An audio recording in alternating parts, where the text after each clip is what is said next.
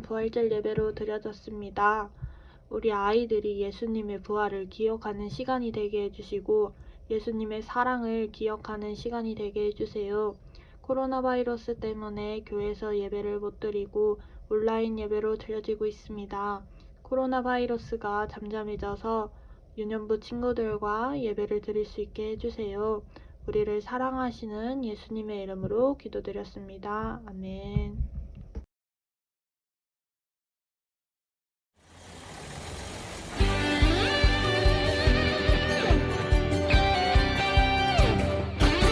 사랑의 버스 타고 붕붕붕붕붕 달려가 보자. 구원의 길 열렸다. 빰빰빰빰빰 생명의 문을 향해 죽게 가는 길 그 어떤 것도 우릴 막을 수 없어요. 주의 보혈의 지압으로 담대하게 나갑니다. 조금씩 주님께 더 가까이 조금씩 주님께 더 가까이 사랑의 버스 타고 붕붕붕붕붕 달려가 보자. 구원의 길 열렸다. 빰빰빰빰빰 생명의 문을 향해 죽게 가는 길 그 어떤 것도 우릴 막을 수 없어요. 주의 보혈의 지압으로 담대하게 나갑니다.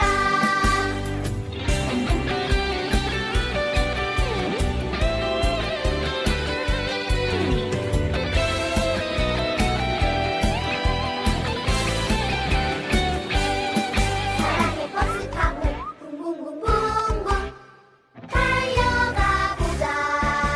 구원의 길 열렸다. 빰빰빰빰빰 생명의 문을 향해 죽게 가는 길 그 어떤 것도 우릴 막을 수 없어요. 주의 보혈의 지압으로 담대하게 나갑니다. 조금씩 주님께 더 가까이 조금씩 주님께 더 가까이 사랑의 버스 타고 붕붕붕붕붕 달려가 보자. 구원의 길 열렸다. 빰빰빰빰빰 생명의 문을 향해 죽게 가는 길 그 어떤 것도 우릴 막을 수 없어요. 주의 보혈의 지압으로 담대하게 나갑니다.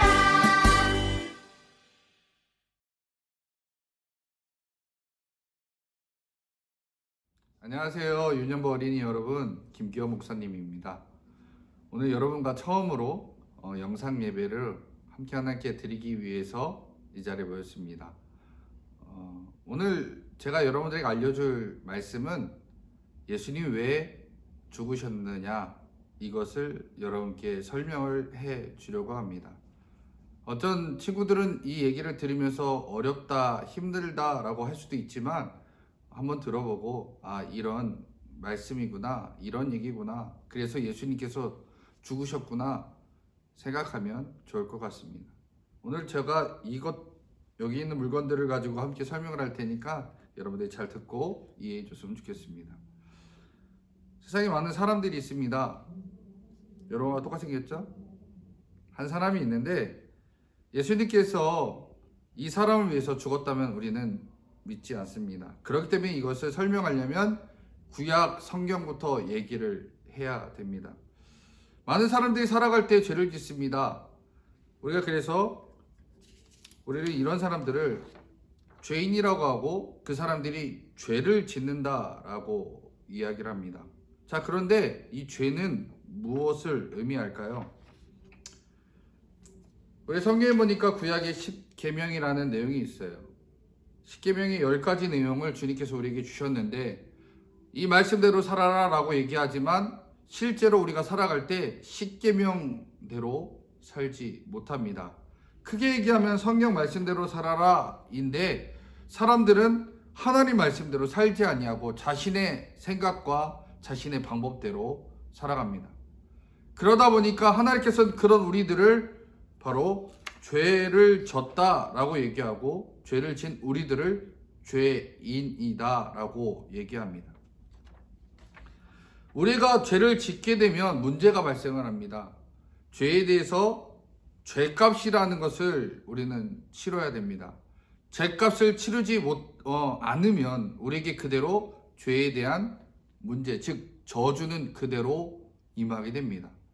크게 저주는 물질이나 그 다음에 질병, 그 다음에 환경, 이 세 가지로 크게 우리에게 다가올 때가 있습니다.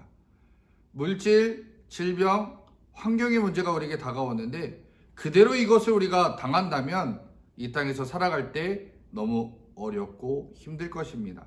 그래서 하나님께서는 이런 사람들에게 죄를 사함받는 방법을 알려주셨습니다. 자, 그래서 구약에는 이런 사람들이 죄를 지으면 이 죄를 가지고 제사장에게 갑니다. 그래서 가서 제사장에게 얘기를 하는 거예요. 제사장님, 제가 죄를 지었어요.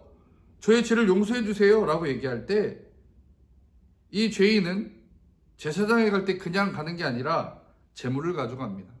자, 어떤 사람은 이렇게 소를 가져갑니다. 소처럼 생겼죠? 그 다음에 어떤 사람은 이게 양을 가지고 갑니다. 소나 양을 드릴 수 없는 사람은 또 이렇게 집에서 키우는 새를 또 가져가기도 합니다.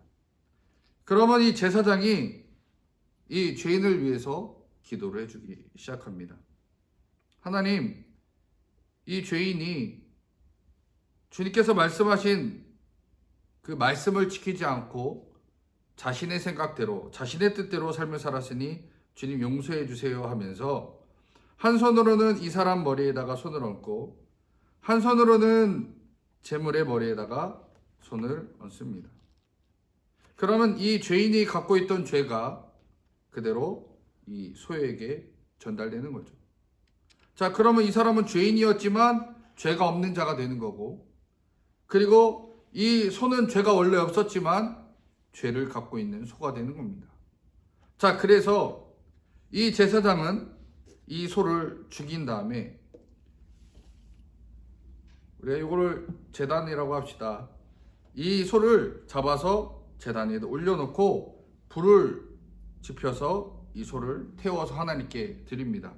자, 하나님께서는 이렇게 한 행위를, 이거는 제사라고 얘기하고, 제사를 지내고 나면 우리는 이 사람은 죄인이 아니라 의인으로 바뀌어지는 겁니다. 이거를 우리는 이렇게 얘기해요. 대속이라고. 즉, 죄가 속함받았다. 죄를 대신 속량받았다라고 표현합니다. 그래서 이 사람은 더 이상 죄인이 아니기 때문에, 죄가 없기 때문에 이 사람에게는 하나님의 저주가 임할 수가 없다라는 겁니다. 자, 그런데 구약시대 이스라엘 민족들이 문제가 발생하기 시작합니다. 그들이 말씀을 잃어버리고 하나님 뜻대로 살지 않아서 우상숭배에서 이런 제사의 방법조차도 하나님께서 응답하지 않겠다라고 여기시고 이스라엘 민족에게 더 이상은 이 제사법으로 하나님께 제사하지 않기를 원하셨습니다.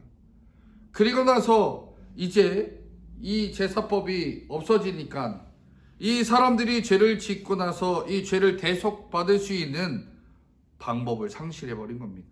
자, 이제는 죄를 사함받아야 되는데, 그래야 저주가 임하지 않는데 이 저주가 그대로 임하니까 하나님께서는 당신이 만든 사람들이 죄를 그대로 당하는 것을 원치 않으셨습니다.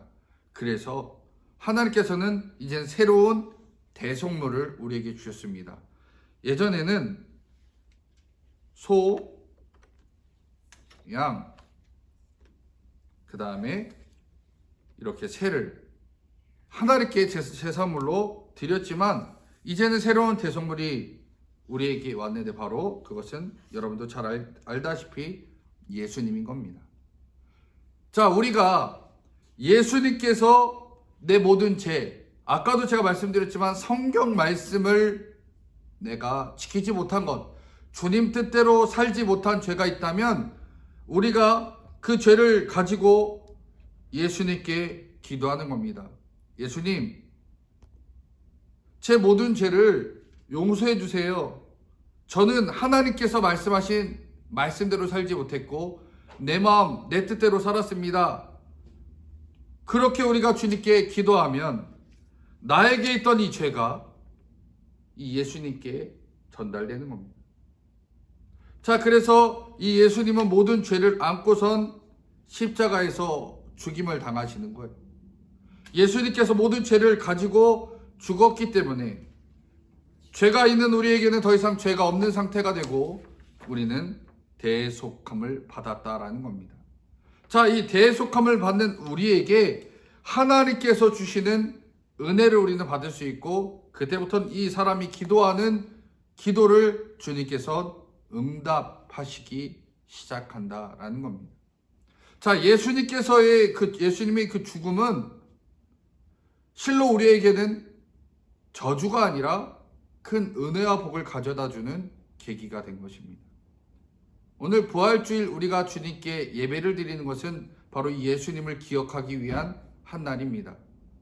이 부활주일, 나는 이제는 죄를 갖고 있었던 한 죄인이었지만 그러나 내 죄를 이제는 모두 예수님께 맡깁니다. 예수님 가져가 주시길 소망합니다. 예수님이 내 죄를 모두 가져가 주셔서 십자가에 죽으셨음을 믿습니다. 고백할 때 하나님께서는 더 이상 우리를 죄인으로 여기시지 않는다라는 겁니다. 자, 그랬을 때 우리는 죄인이 아니라 하나님께서는 우리를 의인, 즉 죄가 없는 사람으로 인정해 주신다는 겁니다. 저와 여러분들이 그래서 기도할 때 우리의 모든 죄를 예수님 다 가져가 주세요. 예수님, 나는 더 이상 죄인이 아니라 하나님의 아들, 주님께서 용서해 주신 주님의 자녀로 살기를 원합니다라고 고백할 때 주님께서는 우리의 모든 죄를 다 가져가 주시고 용서해 준다라는 겁니다. 오늘 그것을 경험하는 귀한 날, 바로 부활주일입니다. 저와 여러분들 오늘 이 예배를 드릴 때 내가 믿음으로 고백할 때 내 모든 죄와 죄값을 예수님이 다 가져가셨습니다. 내 모든 죄와 죄값을 예수님이 가져가셨기 때문에 저는 더 이상 죄인이 아닙니다라고 고백할 때 주님께서는 우리의 모든 죄와 죄값을 가져가 주시고 우리를 의인으로 만드신다는 겁니다. 그리고 더 이상 우리에게는 그런 죄 가운데 행하지 않는 모습 또한 필요하다라는 거예요. 내가 회개했지만 또 죄를 짓는다는 것은 진짜 회개가 아니다라는 겁니다. 그래서 저와 여러분들이 주님께 회개 기도했다면 다음에는 그 일을 하지 않도록, 그 죄를 짓지 않도록 하나님께 나를 바꿔달라고 기도하는 모습도 필요하다라는 겁니다. 여러분 어떤 죄 가운데 있습니까? 무슨 죄를 짓고 사시나요? 우리가 죄를 짓고 살아가는 그 순간 우리는 하나님께 은혜가 아닌 저주를 받을 수밖에 없고 우리 기도는 하나님께서 응답해 주시지 않습니다. 저와 여러분 오늘 예수 그리스도의 죽음, 즉 대속에 대해서 배웠지만 이 배운 말씀을 믿고 이젠 더 이상 우리에게 죄를 묻지 않으시는 하나님의 그 은혜를 기억하는 귀한 하루가 되셔서 이 부활주일 그 예수님 왜 십자가에서 죽으셨을까? 그것을 분명히 알고 이제부터 주님 뜻대로 살아가는 믿음의 자녀들이 되시기를 간절히 소망합니다. 기도하겠습니다. 하나님, 저희들은 죄인입니다. 하나님 말씀대로가 아니라 우리의 생각과 우리의 방법대로 삶을 살아왔음을 하나님께 고백합니다. 우리들이 내 마음대로 내 뜻대로 살아왔던 지난날의 모든 것들을 주님께서 죄로 여기셨으니 이제는 더 이상 우리 생각과 우리 뜻대로 살아가는 것이 아니라 하나님 말씀대로 살아가는 귀한 자녀들이 되게 하여 주시옵소서. 그리고 우리에게 있는 모든 죄와 그 죄값을 예수님께 맡겨드림으로 말미암아 저희들은 더 이상 죄가 없다라고 선포할 수 있는 믿음의 아들, 딸들이 되게 하여 주시옵소서. 말씀을 배우는 것들 저희 마음에 새기게 해주시고 그 말씀대로 살아가며 하나님께서 늘 사랑해주고 인정해주고 은혜 주시는 믿음의 자녀들이 되게 하여 주시옵소서. 예수님의 이름으로 기도합나이다. 아멘.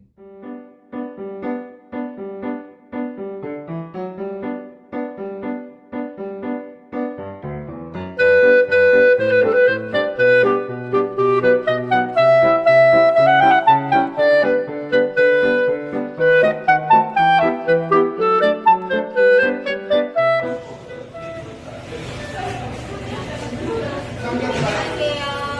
저는 민주 1학년 2사반 민유진 선생님입니다. 여러분 반가워요.